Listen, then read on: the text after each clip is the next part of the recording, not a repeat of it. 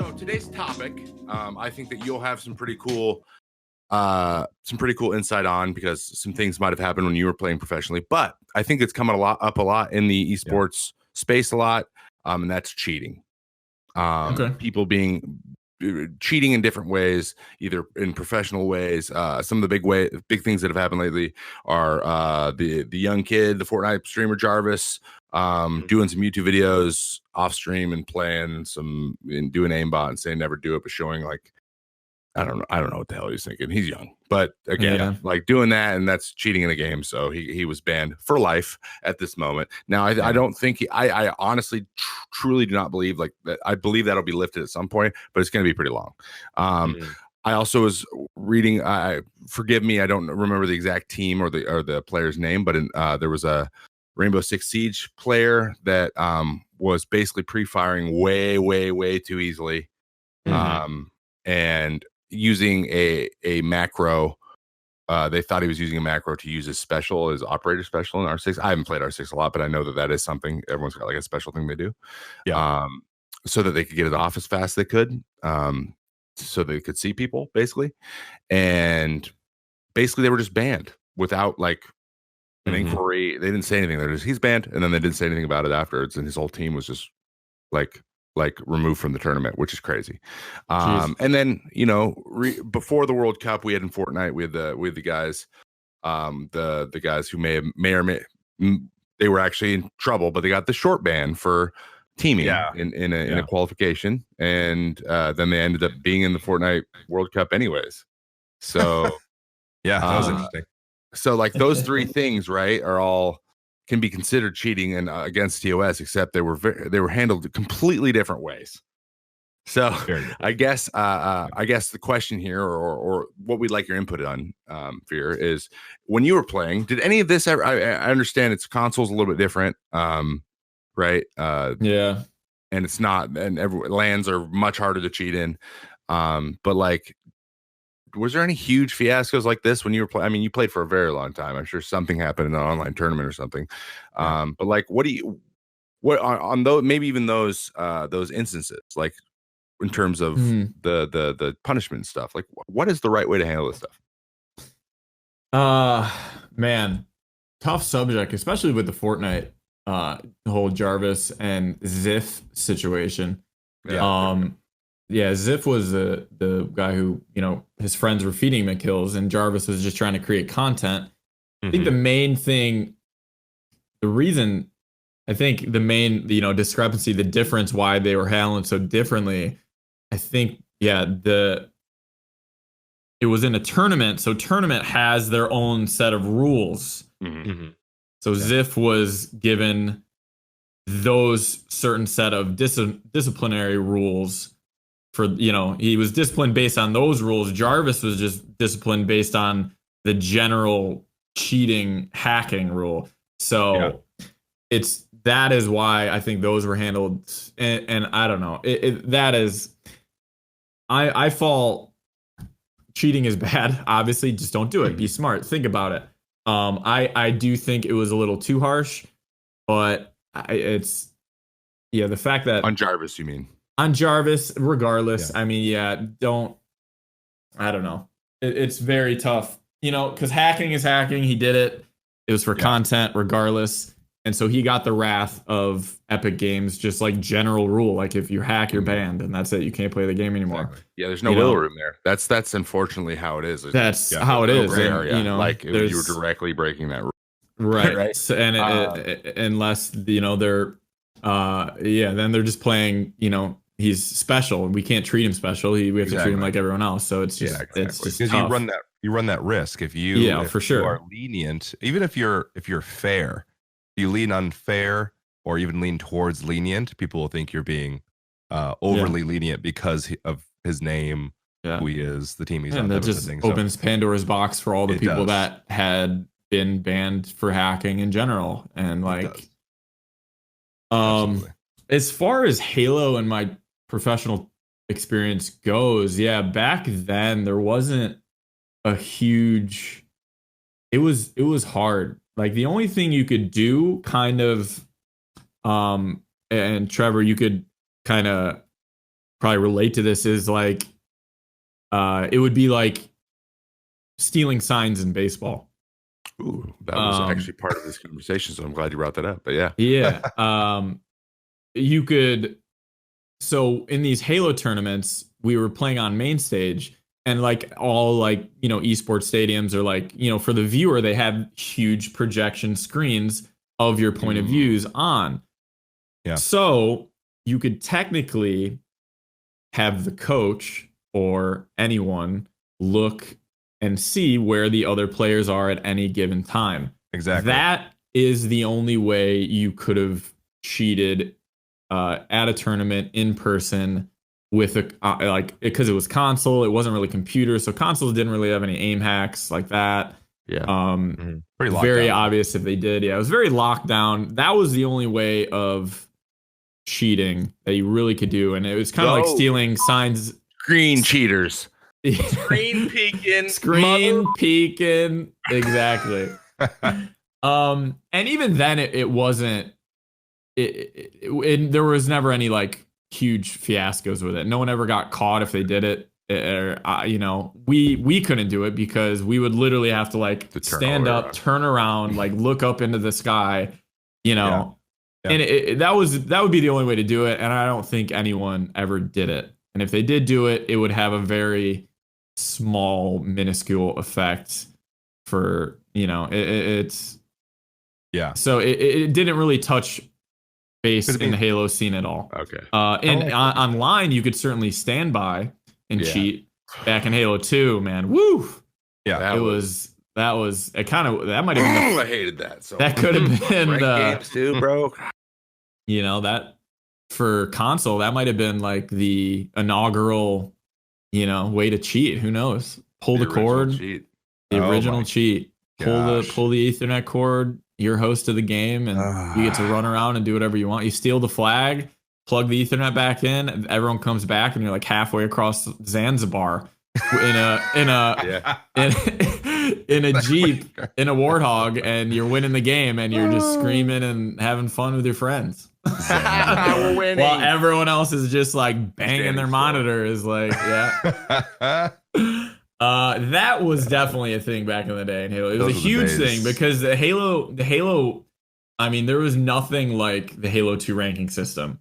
Like you literally, ate, slept. That was it. That was your life. Like that meant the world to you. Mm-hmm. You just ate, slept, breathed your Halo 2 hardcore rank. And so people would just, it got to be, unplayable because people then like started modding and cheating and standbying. You would stand by for host to get host to the game, and then you would cheat in the game. Yeah, it actually ruined the game towards the end of the year of Halo 2. Yeah. But as far as tournaments go, no, I had no experience with it. I believe Counter-Strike over the years has had their fair share. Their fair share of like pros. With like wall hacks have been caught a lot in Counter-Strike. Yeah, surprisingly, as big of a competitive scene, Counter-Strike. I don't know if it's around anymore, but Counter-Strike has had some issues with that for sure. It's still a game. Yeah, it is still around. Yep. It's just the name. I just meant the cheating in it. People still play it. Yeah, people still play that game. Yeah. Evil Geniuses, one of the best teams in the world. It's still got a great pro scene, man. I mean, that's probably one of the best, longest. My dying wish would that Halo would make some sort of comeback like Counter-Strike made. And fingers crossed, December 3rd, Halo touches down on the PC for the first time. Halo Reach is coming out on Steam. Should be a good time. I would love to play with you guys. That would be great. Oh, we're doing it, dude. Launch day. Let's go. Let's get it. I will be. Yeah. I mean, it's Halo Reach wasn't a bad game actually. As far as Halos go, it's like if you take away the sprint and the bloom, which I think are like the competitive, settings now. It's actually a pretty good 4v4 competitive balance game. And I'm excited to see how it plays on PC. I really am. Same. That game was the very first game for me, actually, that I stood in line for. Halo Reach? GameStop, yeah, Halo Reach. Oh no, I feel bad for you. Everyone hyped it up so much, like Halo Reach, it's gonna be nuts. Like, there's different Spartans now. It's not just Master Chief. Like, it's gonna be a big deal. And I was like, oh, sick. There's like 5 other people there and a Pizza Hut. And I was like, not what I thought. I did that for World of Warcraft Wrath of the Lich King, and it was at Burger King. Burger King? What are these? They're having releases at Burger King. Oh, yeah, you ever been to a release, dude? Oh, you played Halo. I've been to, like, I stand out of GameStop, you know? Yeah, like you get your copy, or like you reserved it. So what happened was, and then they gave it to you at like the little release party that was like at a fast food place. I've never heard of it. So like you were already on the list. You were just there with all the other people from your town that loved WoW, which was not the coolest group of people. But it's crazy. We're all there. We're like, whoa, you guys all play. So we actually found some guys I actually joined the guild from Lich King. The guild I ended up raiding hardcore with I met the one of the guys from that. That's awesome. Just eating Happy Meals and raiding. Love it. Some caves. Community. God, it was so fun. I love that game so much. But yeah, I mean, it's cheating sucks. We right now are going through that in baseball. Again, it's the same situation. Yeah. The crazy thing about it is it's definitely more on the Jarvis side than the Ziff side. Because there is a written black and white rule says you cannot use technology to steal signs. You cannot do this, and you cannot watch the game in real time in your clubhouse or anything where you can get signs. So maybe for the layman, right, that's here, that doesn't fully understand, what is, because I remember hearing about this even years ago, like, oh, so and so, like, I think the Red Sox, back in the day, were stealing signs or whatever it was, and I was like, what is the big deal for looking over at so and so and being like, I think that means they're gonna steal, and then like figuring out that that's what that means? That just seems like, why shouldn't you be able to do that, or is that not what it is? That is the game. So like if I'm out there and I'm like moving my hands weird when I throw balls, and you guys like, guys, he's throwing curveballs every time he does that, and you picked up a tell, that's fine. It's like poker. You picked up a tell. Now, when there's nobody on base, so there's no one on base, when you usually just get one sign from the catcher because no one can see it. Like, you're not supposed to be able to see it. Okay. So the problem is, and then when there was a guy on second, you change up your sequence into some code, like a whatever. A popular one is like you can put down one sign, and then the next time that sign comes down, it's the one right after that. Like chase the sign, chase your indicator or whatever. Yeah. So you go boom boom. The guy puts down 5 signs. You know which one it is, but they don't necessarily know. And the only way they figure out what that sequence is if a guy's on second forever, because he can actually see in. Guy on second base can see in. So if he figures it out there and then starts giving it away, that's on you. You need better signs. That's all fine. But if you have a camera in center field that is seeing all the one signs, and then you change the signs, but it doesn't matter because you're changing the signs, but then someone's watching that the whole time. They figured it out pretty quickly because they're seeing every pitch instead of just when the guy was on second base. You see how this becomes a huge, huge problem? For sure. Okay. So this is similar to like screen peeking in Halo. It's exactly yes. Master. That's why, monitor. So, and then not only that, they were telling the guy hitting what it was. So he was like signs. Was it something like banging? They were banging on a trash can. So like it's like most relievers, for example, most relievers like they throw hard, but they throw like one good off speed pitch, and then heaters. Like that's usually their 2-pitch guy. For most of the time, they have one pitch they go to all the time. So that makes eliminating them very easy if someone's cheating and telling you. So like they'll be like off speed or fastball. Like that's pretty easy to tell. 1 hit or 2 hits. And guys were like, dude, this is my best pitch. And they're swinging it. They're like fouling it off. Like they know it's coming. Like, and I've had times in that park where I felt like that. I'm like, are my pitches like up on the screen behind me? Like, what the hell's going on? Really? So you felt that actively before this even came out? I've felt it before. And it was in 2018 was when I felt it. And then, but they're notoriously like, we always thought they were just picking them up or picking up tells because they were good at that too. So everyone's like, oh, it's the Astros. We got to be careful. But in reality, it turns out they were literally cheating. So, what do you think the repercussions of that World Series? Like, they're not gonna. I have no idea. They're gonna.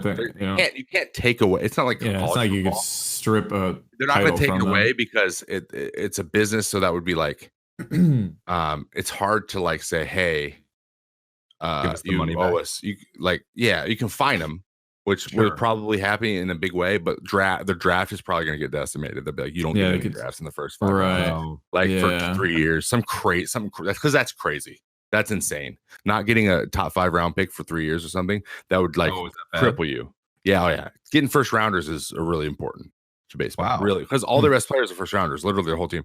Alex Bregman, Altuve. No, Altuve's not. He's a free agent sign. They found him out of nowhere. But Correa, first rounder. Verlander was a first rounder, but not by them. But everyone who really was their best players was first rounders.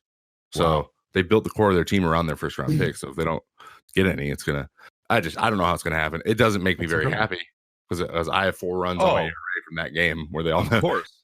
But yeah, it's like there's a direct. Everyone's like, well, yeah, but everyone's doing it. But I'm like, yeah, but there's a direct rule against it. Like it's not gray area. It's black and white. It's very clear.